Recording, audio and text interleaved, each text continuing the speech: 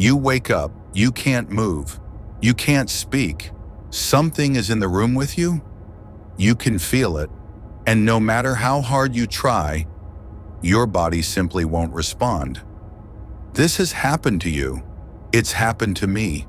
And it happened to a farmer in medieval England, a samurai in feudal Japan, and a fisherman on the coast of West Africa. All of them describing the exact same experience, centuries apart, with no way of knowing each other existed.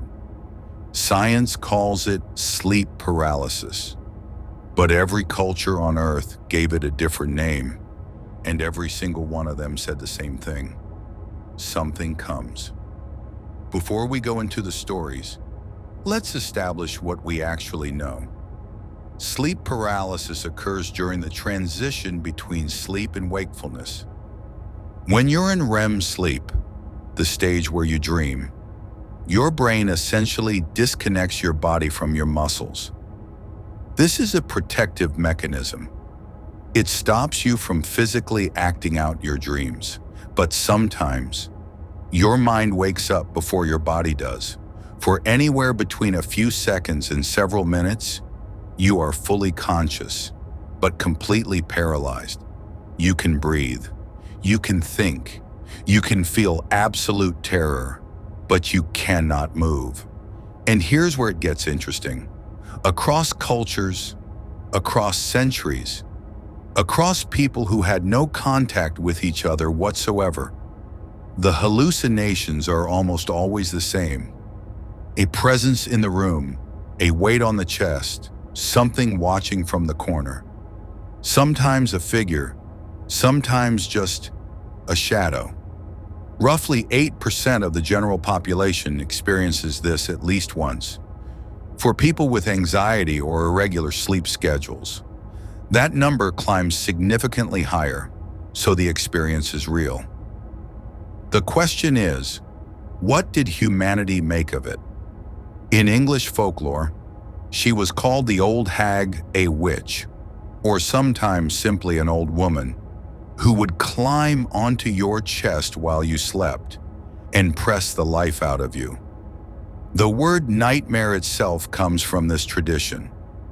Mare in Old English wasn't a horse. It was a malevolent spirit that rode sleepers in the night. In Newfoundland, Canada, this tradition survived well into the 20th century. Locals called the experience being hagged, and they had very specific rituals to prevent it. Sleeping with a knife under your pillow, placing your shoes beside the bed with the toes pointing outward, toward the door. The logic being, if the hag came in and saw the shoes pointing away, she would think you had already left. These weren't superstitious people inventing ghost stories. These were practical people trying to solve a real problem, and their solution tells us exactly how terrifying the experience was.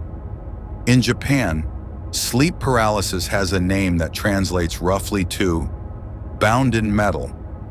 Kanashibari.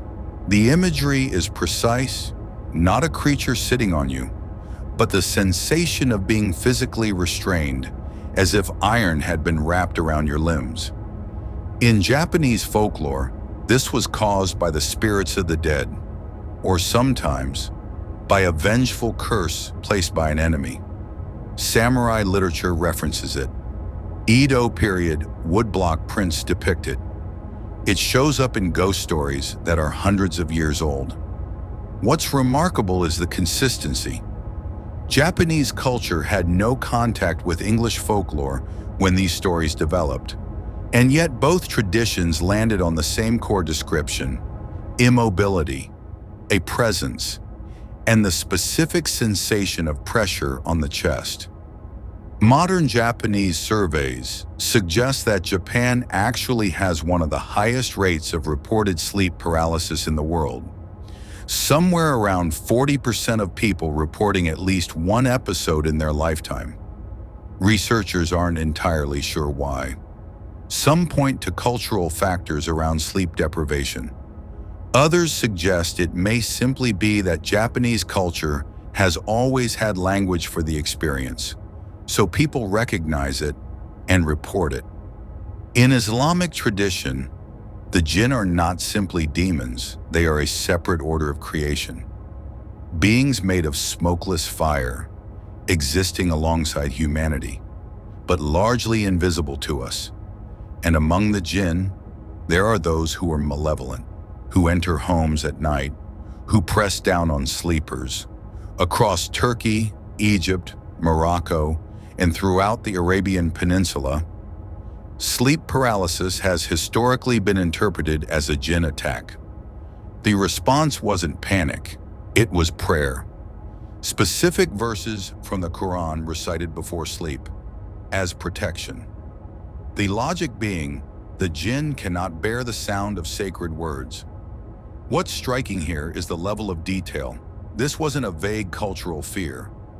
People had specific countermeasures, specific prayers, specific times of night when the jinn were said to be more active.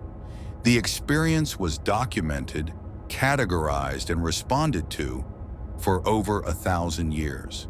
In Mandarin, the term is Guya Shen, ghost pressing on body. In Vietnamese tradition, it's called Ma Jay, held down by a ghost. In Thailand, Phiam. Across East and Southeast Asia, the figure is often described not as a monster, but simply as a presence, something that sits. The weight on the chest is interpreted not as violence, but as a kind of haunting, the ghost of someone who died nearby or in the room, unable to leave. In some Chinese traditions, the recommended response was surprisingly calm. Don't fight it. Relax. Let the ghost sit. It will leave on its own. Which, of course, is almost exactly what sleep researchers today recommend for ending a sleep paralysis episode. 8% of humanity, centuries of documentation, every culture, every continent, every era, and they all describe the same thing. Science gives us the mechanism. It tells us what's happening in the brain, in the muscles, in the transition between states of consciousness. And that explanation is real, and it matters. But it doesn't fully answer the question that every single one of these traditions was actually asking, not what is happening, but why does it feel like something is there? The human brain, when it wakes up paralyzed in the dark, doesn't reach for a neurological explanation. It reaches for presence. It reaches for meaning.